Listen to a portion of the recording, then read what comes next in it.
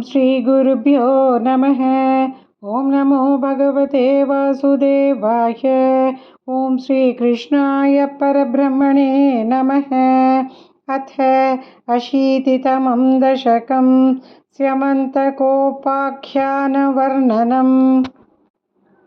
सत्राजितस्त्वमथ लुब्धवदर्कलब्धं दिव्यं स्यमन्तकमणिं भगवन्न याचीः।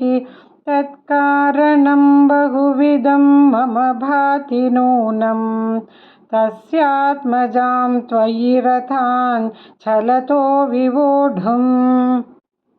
अदत्तं तं तुभ्यं मणिवरमनेनाल्पमनसा प्रसेनस्तद्भ्राता गलभुवि वहन् प्राप मृगयाम्।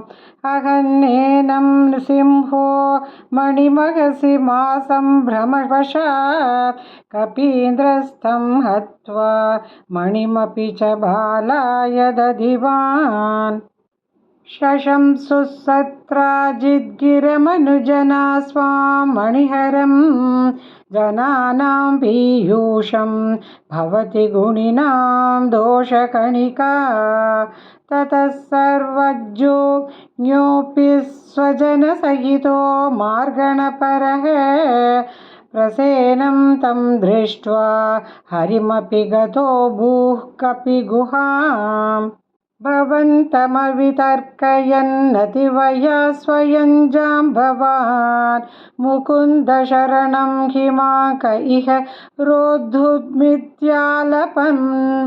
विभो रघुपते हरे जय जयेत्यलं मुष्टिभिः चिरं तव समर्चनं व्यधितभक्तचूडामणिः।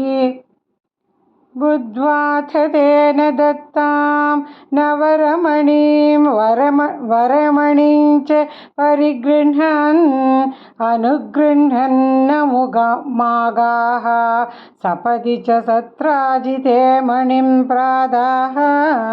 तदनु स खलु व्रीलालोलो विलोलविलोचनां दुहितरमहो धीमान् भामां गिरैव परार्पिताम्।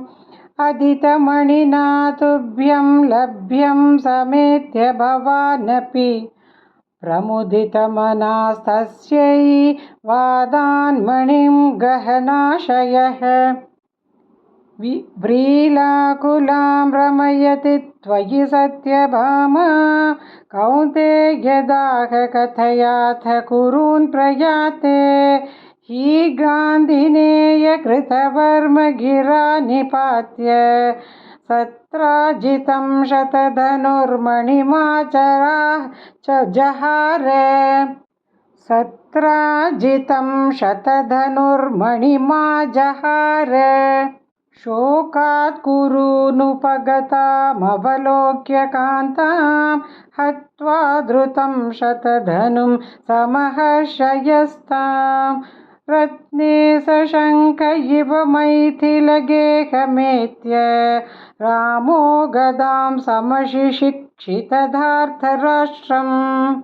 अक्रूर एष भगवन् भवदिच्छयैव सत्राजितः कुचरितस्य युयोजहिंसाम्। अक्रूरतो मणिमना कृतवान् पुनस्त्वं तस्यैव भूतिमुपधातुमिति ब्रुवन्ति। भक्तस्त्वयि स्थिरतरः स हि गान्धिनेयः तस्यैव कापथमतिः कथमीश जाता। विज्ञानवान् प्रशमवानहमित्युदीर्णं गर्वं ध्रुवं शमयितुं भवता कृतैव।